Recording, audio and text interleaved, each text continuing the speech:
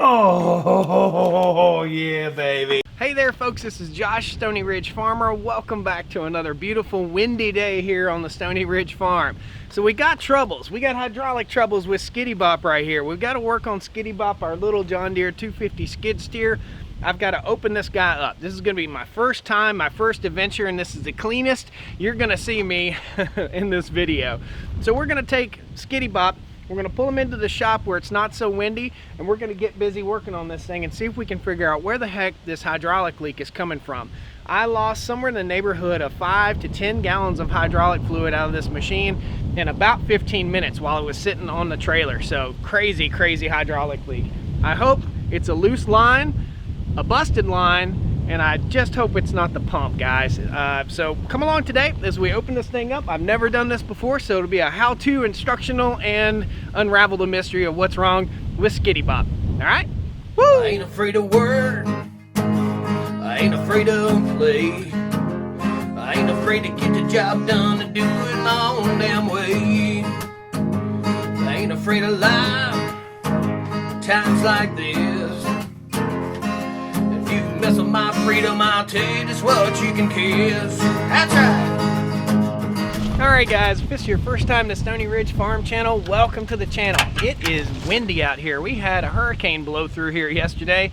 It was 80 something degrees and it's like 52 degrees and windy today, so ignore the wind, okay?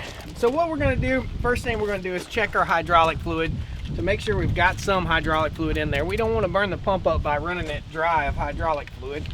So that's the first thing we'll do. Yep. And it's registering. It's on the dipstick, so I know it's low. If I put any more in it, I'm gonna be in trouble. So it is on the dipstick, which means we probably have about that much hydraulic fluid in there. Enough to get it started. Drop the implement that's on the front of it real quick and get it in the shop. The shop is just right over here. It's a pretty small shop, so we're gonna be working in tight quarters.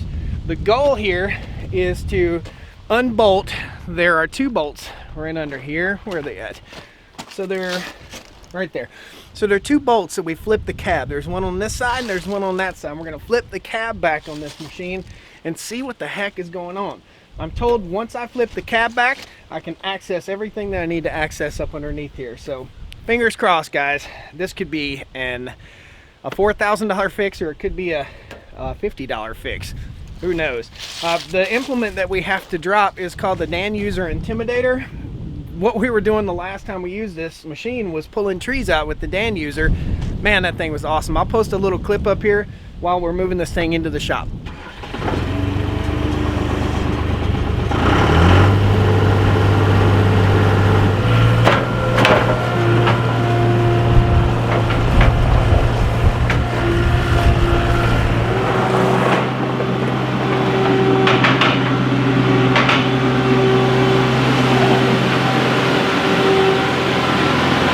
All right, let's show you the major hydraulic leak going on down here. And you can see it trailed hydraulic fluid in here into the garage.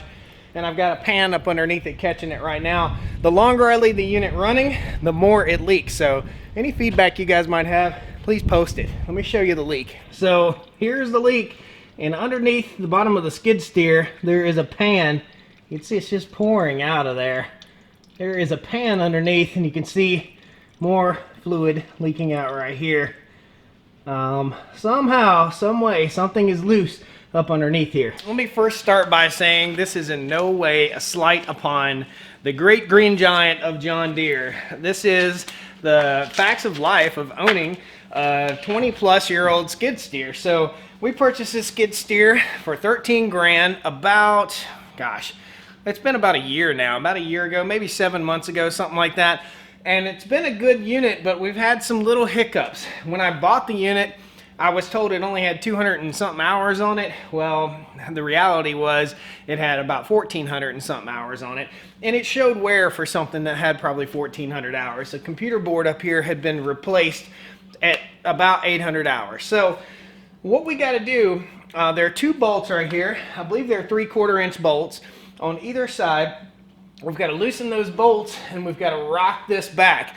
And I'm told there is a lock to lock it in position. So we're going to basically rock the cab back. I've never done this before. I didn't watch any YouTube videos on it like I typically do. I'm just going to wing it here and we're going to see how it goes. So don't make fun of me. Try to help me if you can.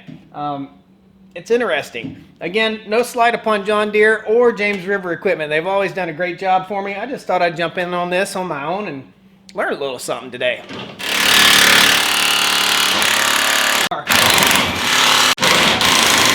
All right, I've never done this before. Again, with a touch of common sense and a little bit of willpower, you can pretty much get anything done. So let's see if we can rock it back. Yeah, oh, wow, that's way easier than I thought it would be. Pretty well balanced. Got a water bottle in here. Awesome. That is way cool. Going up there. Ah, check it out. It raises itself. There are little hydraulic cylinders under there. I had no idea. Man, that's so easy. So there is a locking mechanism somewhere up under here. I got to figure out where that is. The guys at John Deere. Okay, it's right there. I'll take you over here and show you. Flip the top up, and there's a little lock mechanism right here that locks it in place. And it's locked in place now. If you pull it back, then you can pull it back down all the way up. And that little lock locks in place right there. Pretty cool. This is the slide lock that locks the loader arms up. That's right here. That's typically inside the cab. Okay, crawling deep into the bowels of the John Deere 250 skid steer. I see hydraulic fluid all over the place. I might have to start this thing up in order to figure out where the heck the leak's coming from, but man. Yeah, this flashlight time. There we go. Isn't life wonderful? All right, I see a pool of hydraulic fluid down here, and I see, oh man, I don't see what appears to be a problem area. I see a leak, a place where it's been leaking, but I don't know. This is one of those cool flashlights you can put on your hat. Look around down in here. Nice. I don't see it. I might have to fire this thing up. All the hoses look to be in pretty good shape, and I can see. Let me get you guys over in here and show you what the heck's going on, okay? I think you need to see this. All right, coming in from the front of the machine, this is the pump itself, and you can see the rotation arrow right there. If you look down in here, we're going to shine the light down in. You can see that's a pool of hydraulic fluid down in there. Now I've got some hydraulic fluid right there on that line, and it's all pulled up a lot more right here on this side. So I'm thinking I've got this line right here that's all wet. Seems to be the culprit. I'm gonna have to fire the machine up. The only way I can do this is fire the machine up and see where hydraulic fluid is squirting out. You can see that green nasty down in there. That's hydraulic fluid mixed with a little bit of water. Down.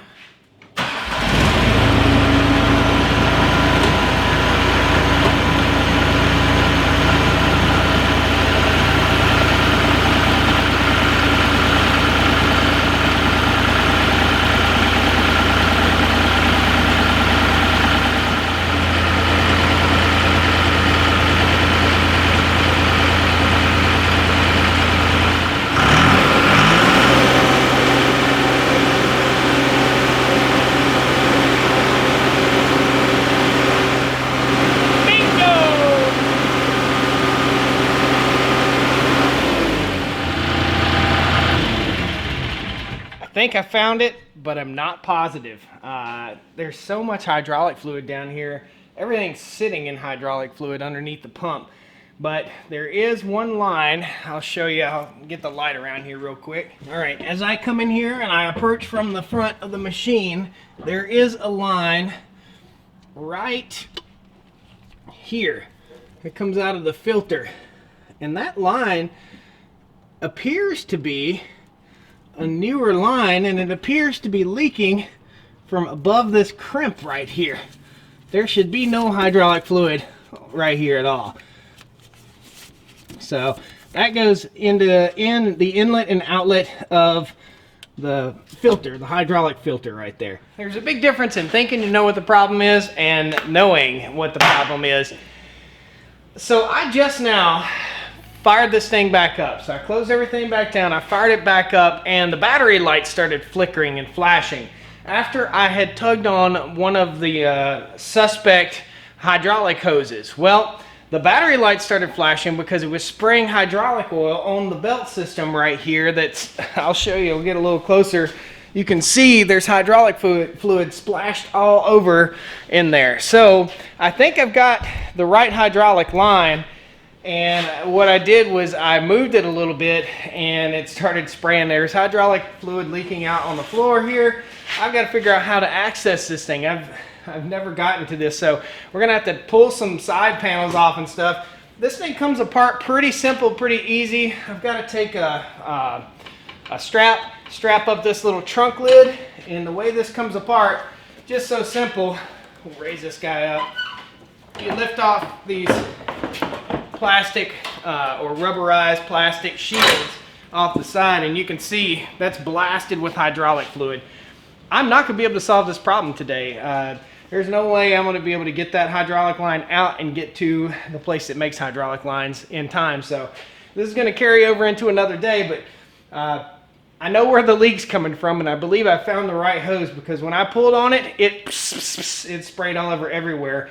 And I was nearly completely out of hydraulic fluid, which you never ever want to run these machines completely out of hydraulic fluid. You're going to run into a lot of problems.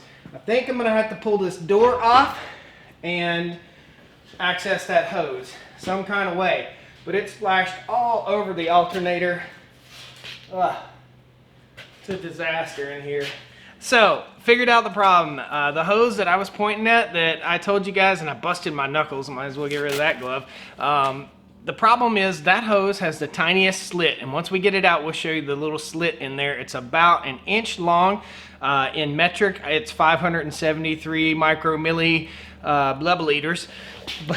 I don't know metric, man. So what we've got to do here, I've already loosened up bolts and got stuff ready because this is for TV. So we've got the nut and bolt loosened right here, and this is the door. It's a hinged door. I've taken the two side pieces off of Skiddy Bop here, and we're going to pull this door off, set it to the side, and that hose runs directly from the oil cooler here into the oil filter area. So you could see when I took you up underneath the hood that connector that I thought was suspect, the first one I put my finger on, believe it or not, was the one that was busted, which is, I don't know. Thank you. What a blessing. So I'm going to pull this door real quick, set it off to the side. I don't know what's behind this oil cooler, but I assume there's a radiator directly behind it. I'm not sure how tall the radiator is. So if the radiator is only this tall, then we'll pull the hose out this direction. I've got some string set up here. We've been prepping while you guys were sitting on the couch there. Got some string right here. We're going to tie that off to the hose. And when we pull it out, we'll have the string in the place of the hose. When we get ready to put the new hose on, we'll tie the string on the new hose and pull it down through to reroute it. It won't get fixed today, but we'll get somewhere. We'll make some progress anyway. So let's pull the door off. I'll pull the bolt and the nut out. The bolt just found its own new home. There we go. Get rid of that guy. And then I just rock this back and forth a little bit, and it should lift right on out. Should be my favorite word. Maybe. There we go. Cool. Guys, if you don't wrench on your stuff, you don't know about it. You don't know how it works. So that's why I didn't take it to John Deere, because I figured if I wrenched on this a little bit, I know 1,000 times more about this skid loader than I ever knew 15 minutes ago. So there are two little hangers, I guess, right here. We'll get you a close-up of those. This little flip switch, or whatever, hanger, I called it a hanger earlier, it goes up, and then right here's a knob, and you can lift out your radiator, your oil cooler. There's one on this side, and there's one on this side. All right, up the radiator, or oil cooler. Okay, and that hose connects on the left-hand side of this oil cooler. Okay, So that didn't make any difference at all. But I can see my radiator, and that's something good to look at once in a while. Make sure it's clean and clear, and it's free and clear of any debris, which is awesome. And it's well oiled on the other side. So I'll put this guy back in place, hopefully. There we go. That tab up. Okay. So down in here, I'll show you. Let's just take you in. They're going in deep undercover here. So down in here, that's what I've got to get to. Right in there, okay? It's hard to see because there's no light down there. How do you guys spend your Friday nights? I can't think of a better way to spend a Friday night. This is the real world, man. This is no hot rod show. Oh, man. Come on, baby. Find it. All right, guys. It is 3 days later. So when I was starting this project, it was on a Friday, and that was just before Halloween. Halloween Day, we went up and we spent at Turtle Island with Eustace Conway of the Mountain Men TV show. That was pretty cool, pretty fun. And on the way there, I had to just say uncle, basically. This fitting is too tight for me to get down in here with this wrench, with basically any wrench or pair of pliers that I have. I couldn't get down there to it, so I had to suck it up, and we stopped by Northern Tool on the way down, and we picked up a 14-piece jumbo SAE crow's foot socket set, or wrench set. So, not a socket set, it's a wrench set. So, it includes everything I should need to get this stuff off. Northern Tool and Hydraulic is a supporter of the channel. However, this is not a sponsor deal or whatever. I go down there and pick up stuff all the time. And we're going to have this new hydraulic line made. But this is the Clutch brand. That's the house brand of Northern Tool and Hydraulic. So we'll open this up and reveal the wrenches, the wrench set here. And we measured it at 1 3/8, I believe is what we measured it at. Yep, right on the money. Awesome. So I got that guy in place. The way these little wrenches work is if you've got something in an awkward position and you can't get your socket wrench in, you're able to put this crow's foot, I guess is what you call it, crow's foot, what does it say on the box? Crow foot. Yep, it's crow foot wrench. So you're able to put that on the end of it, that little wrench, and then you drop your socket in there and you're able to get it out. So, fingers crossed, and then we got to take it and have a new hydraulic hose built. That's the simple part, guys. If you don't know a local place, typically CarQuest, Napa, a lot of those places will build hydraulic hoses, as well as most of your tractor stores. Not Tractor Supply, but tractor stores that sell tractors. So we've got James River Equipment up here, and we've got several other different places. I got a buddy that's got a crimper, so we're gonna go to him. Now, kids, it's story time. Last night, I had the brightest idea. So I have one of those robot vacuum cleaners inside my house that just runs around and vacuums, and frequently it'll get hung up on something. You guys leave me a comment if you got one of those, but they're getting cheaper and cheaper, and I picked one up for a pretty good deal for the shop here. However, it sometimes grows a mind of its own. It's cold out here today, by the way. So this thing got a mind of its own. I don't know if you can see the hydraulic fluid on the bottom of it. This is the Denki brand. And all you do basically is hit this button when it starts cleaning. Well, shut up. So what it did, turn it off. What I learned, lesson learned, evidently it programmed itself to run around the shop and clean in the middle of the night. And I had little trails of hydraulic fluid all over the place until it got the string that I had set out. This piece of string is what I had set out to run through where the hydraulic line went. So I tie this off to the hydraulic line, pull the hydraulic line out, and then tie it to the new line and pull it back through. Well, this was wrapped up in the bottom of this critter. So I've got a little super clean action I'm gonna have to do on the bottom of that vacuum cleaner. I think it's a great idea. I think it's a great concept. It does pick up nails and screws, and it kind of gets hung up on those. But other than that, as long as your shop floor is pretty clean, I think it'll help keep the dust down. That's my goal.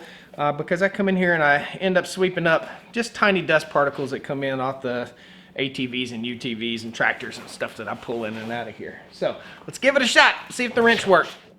Oh yeah, baby. That right there was 3 days in the making. That one nut coming loose. Hold on, let me get the camera steadied up here. That one fitting coming loose was 3 days in the making. And I knew once I just broke it loose, I knew it would pop right loose. I soaked this thing down with PB Blaster real good. I do anticipate hydraulic fluid. All the hydraulic fluid in this cooler is probably going to leak out, so I better get me a pan. All right, now I'm going to take my piece of string here, twine, and pull this hose up to right here where I can reach it. Tie this piece of twine around it. Now when we do this, we'll have a choice which way we pull it back. We can pull it back through either way. We can pull it back through this way, or we can pull it back through from the front. Always need some twine around the farm. Here's the source of all of our heartache. This is the end that I just disconnected. And it has a sleeve over top of it, a protective sleeve, which you guys can see is absolutely a kaput. The hole that was in the hydraulic line that I totally lucked up in finding is right here. Clean the hose off just a little bit. There is a slit right, we'll get the reflection just right there. Little slit, tiny little slit you barely can see, but it's about 1 inch long and it leaks a lot of hydraulic fluid out. So we've got, they sell hydraulic fluid or hydraulic hoses by the inch. I'll bet you anything this would probably be a $200 and something hydraulic line or hydraulic hose. However, we got friends. We got friends in the business, so we're gonna go see our buddy. I can't take you along, but I'll see you when we get back. It's the next day, and what we've got to do, I had to go get an extra 5-gallon bucket of high guard to put in the hydraulic system on this tractor.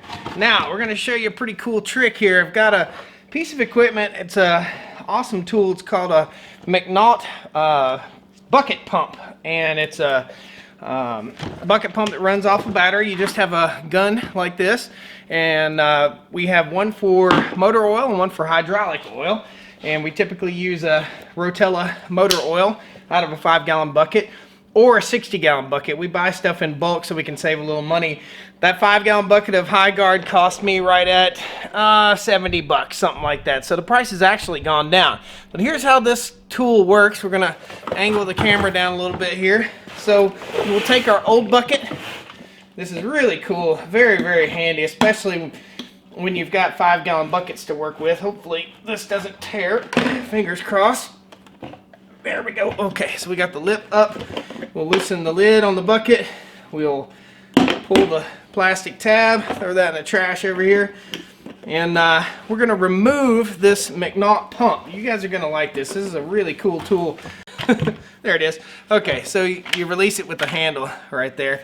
We'll get that out of the way so it's not hindering what we're trying to do.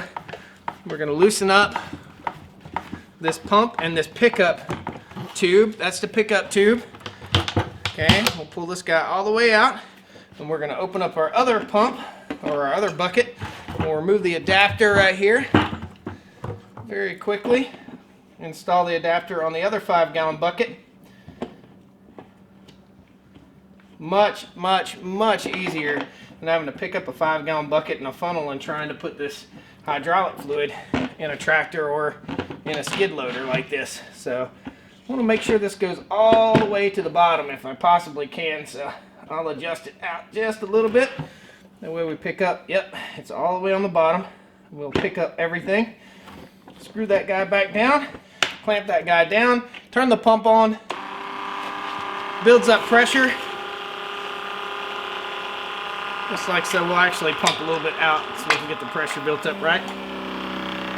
Okay, and then the pump stops running once it's built up enough pressure. That's it. Pretty much you leave that cap on. Now we're going to take the McNaught powered bucket pump and we're just going to refill our hydraulic fluid. we lost somewhere, right now there's probably about a half a gallon in there, and according to John Deere, it takes 4.5 gallons. So we're going to go ahead and just about pump this entire bucket of hydraulic fluid in here. The good thing about this is I don't have to worry about changing the hydraulic fluid, because it changed itself. It's that self-changing oil that a lot of tractors have. This guy in, hammer down, fill it up. Pretty quiet little pump too.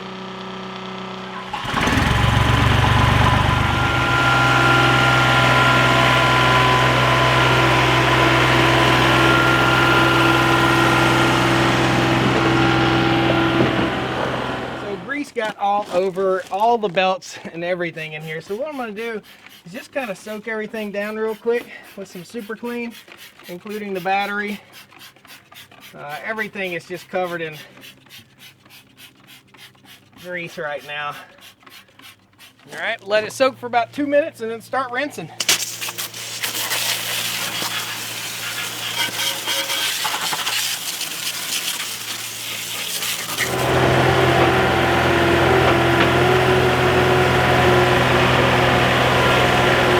Correct me if I'm wrong, but I'm told whenever you check your hydraulic fluid, you want your lift arms in the up position. You want the engine to be slightly warm, about 110, 120 degrees. And we're going to give her a check here.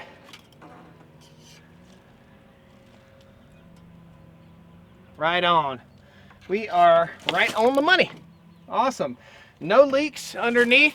I have full faith that everything's going to be cool. So we're going to go ahead and we're going to reinstall the back door on this and the two side panels. I'll show you guys how it goes together. It's really, really simple.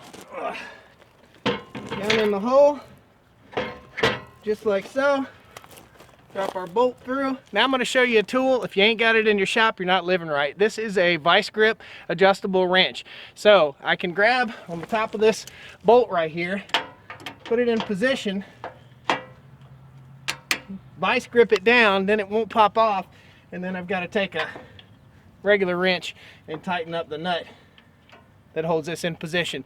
If you don't have one of those vice grip adjustable wrenches, I'll post a link down in the video description. It's not very expensive. It's by Stanley and it does a great job. There we go. That's a smart guy. Okay, that drops into place. Drops on some pins up in here.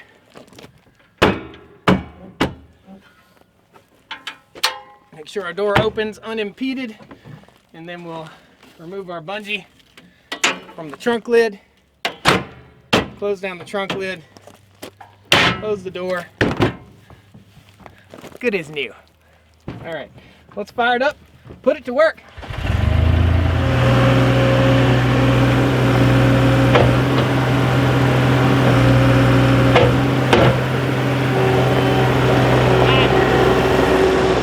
No more leaks, cross your fingers.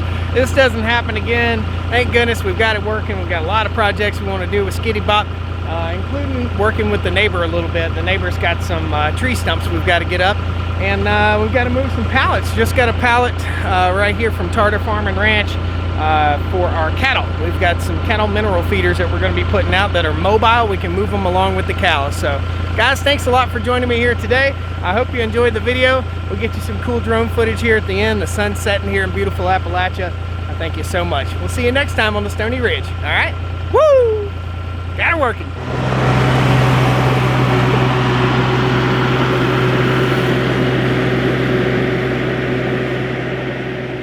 Well, come on down to the Stoney Ridge, bring your wife and bring your